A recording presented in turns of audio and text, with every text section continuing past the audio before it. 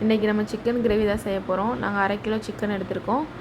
இப்போ first oil ஊற்றிட்டு சோம்பு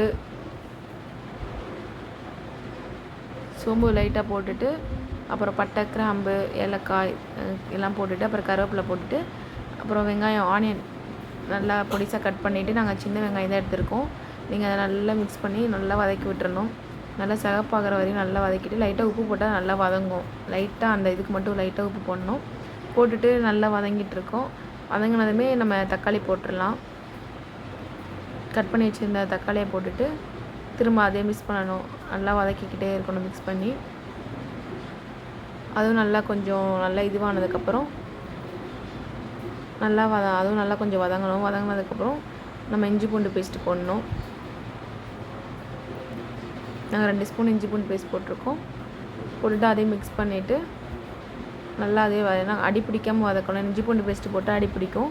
நல்லா வதக்கிட்டு பச்சை மிளகாய் வந்து ஸ்டார்டிங் சேர்க்கல, அதனால் இப்போ 2 பச்சை மிளகாய் மட்டும் போட்டு அதையும் கொஞ்சம் நல்லா மிக்ஸ் பண்ணி வதக்கிட்டு கொஞ்சம் நேரம் விட்டுறணும். அப்படியேவும் வதக்கிட்டே இருக்கணும், ஏன்னா இது அடி பிடிக்கும். அதுக்கப்புறம் நம்ம எடுத்து வச்சுருக்க 1/2 kg சிக்கன் வந்து நம்ம அதில் போடணும்.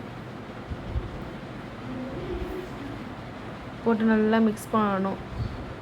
நல்லா மிக்ஸ் பண்ணதுக்கப்புறம் அப்படியே விட்டுறணும் கொஞ்சம் நேரம். அதில் இருக்க தண்ணி எல்லாமே கொஞ்சம் அப்படியே வரும். ட்ரை ஆனதுக்கப்புறம் திரும்ப அதை நல்லா வதக்கணும். நல்லா வதக்கிட்டே இருக்கணும். அதை வதக்கிட்டு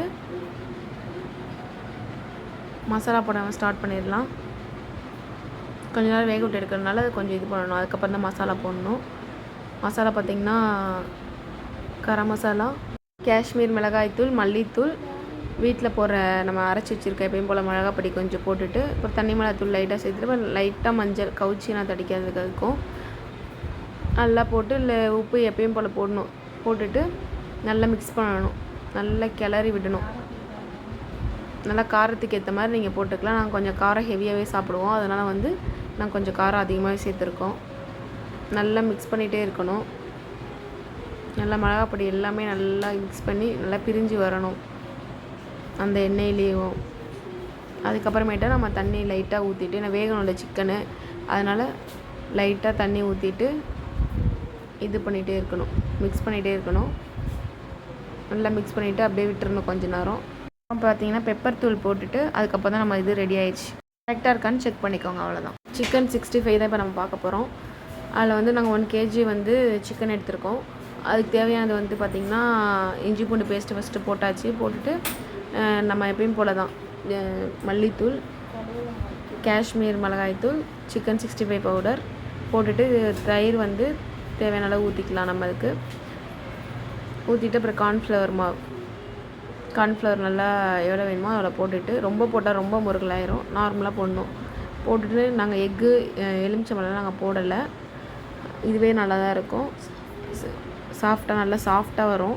நல்லா மிக்ஸ் பண்ணணும். உப்பு தேவையான அளவு போட்டுக்கலாம். ஒரு இதில் உப்பு இருக்கும். போட்டுட்டு நல்லா மிக்ஸ் பண்ணணும். நல்லா ஜாம் ஆகிற வரையும் நல்லா மிக்ஸ் பண்ணணும். நல்லா கறியை நல்லா மிக்ஸ் பண்ணி நல்லா ஊற வச்சிடணும். ஒரு அரை மணி நேரம் 1 hour கிட்ட ஊற வச்சிட்டிங்கன்னா கொஞ்சம் நல்லா இன்னும் சாஃப்டாக வரும். கறி பார்த்திங்கன்னா நல்லா சின்ன சின்னதாக கட் பண்ணி கொடுத்துருக்காங்க. அந்த மாதிரி கட் பண்ணணும் 65க்கு. நல்லா ஒரு 1/2 hour ஊற வச்சுட்டு நம்ம எண்ணெயில் போட ஸ்டார்ட் பண்ணிடலாம். நல்லா எண்ணெய் கொதி வந்ததுமேவும் எண்ணெயில் போட்டு எடுத்துகிட்டு லைட்டாக கருவேப்பிலை தூவி விட்டுட்டு